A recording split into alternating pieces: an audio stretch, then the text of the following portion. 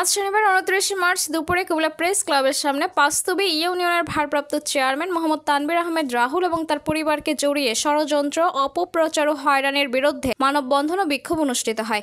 পাঁচতবি ইউনিয়নের সর্বস্তরের জনগণের আয়োজনে উক্ত মানববন্ধনে শত শত নারী পুরুষ অংশগ্রহণ করেন। কুমিল্লা প্রেস ক্লাবের সামনে ঘণ্টাব্যাপী মানববন্ধন থেকে বিক্ষোভ মিছিল করে প্রতিবাদ জানান তারা। বিক্ষোভ শেষে বক্তাগণ বলেন, পাঁচতবি ইউনিয়নের ভারপ্রাপ্ত চেয়ারম্যান মোহাম্মদ তানভীর আহমেদ রাহুল অত্যন্ত সততার সাথে দায়িত্ব পালন করে আসছে। তার আমলে আমরা সাধারণ জনগণ ভালো আছি। তাকে ও তার পরিবারকে জড়িয়ে মিথ্যা অপপ্রচার করে আসছে। আমরা তার তীব্র নিন্দা ও প্রতিবাদ জানাই। বর্তমান ৫ নং পাঁচতবি ইউনিয়নের চেয়ারম্যান, ভারপ্রাপ্ত চেয়ারম্যান, আমার ভাই চেয়ারম্যান হওয়ার পরে ওই অঞ্চলের প্রখ্যাত যত আওয়ামী লীগের দোসর ছিল এবং তাদের সহযোদ্ধা সহগামী ছিল, ফ্যাসিস্টবাদী সরকারের আনুগত্য স্বীকারকারীরা ছিল, তারা মাদক এবং অপরাধ কার্যকলাপ সব আমার ভাই বন্ধ করে দিয়েছে।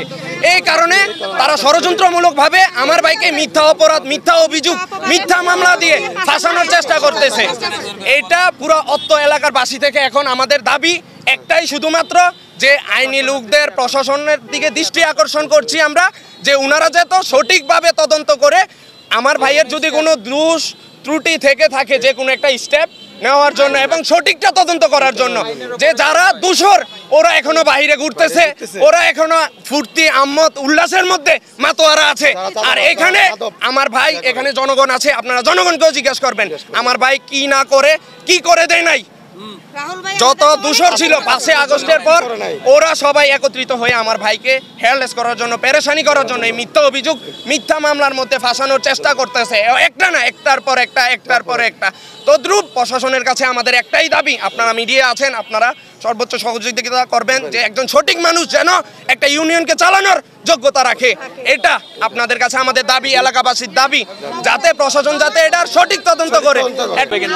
আমাদের রাহুল ভাই ৫ নং পাঁচতবির জন্য অনেক কিছু করছে। উনি দুর্নীতিবাজ না, উনি অনেক সৎ পথে চলে, গরিব গুরমাদেরকে অনেক সাহায্য ত্রাণ দেয়। আমরা সবাই জানি যে রাহুল ভাই কোনো দুর্নীতিবাজ না, রাহুল ভাই কোনো চাঁদাবাজ না। তার নামে যে অভিযোগ দিছে এটা সম্পূর্ণ নির্দোষ।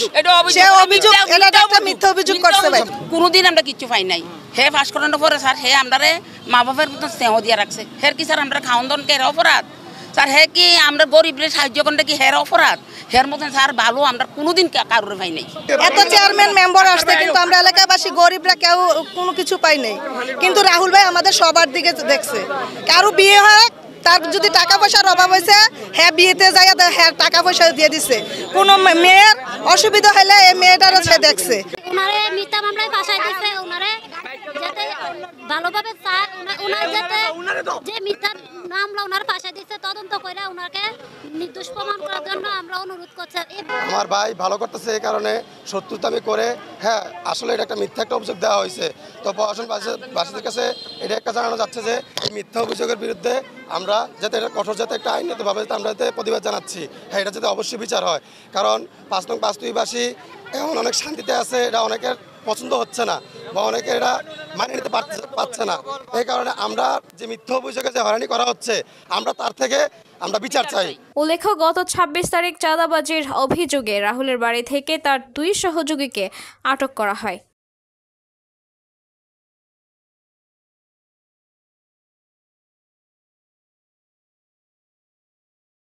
জেনিফার পলি, কুমিল্লা নিউজ 1, কুমিল্লা।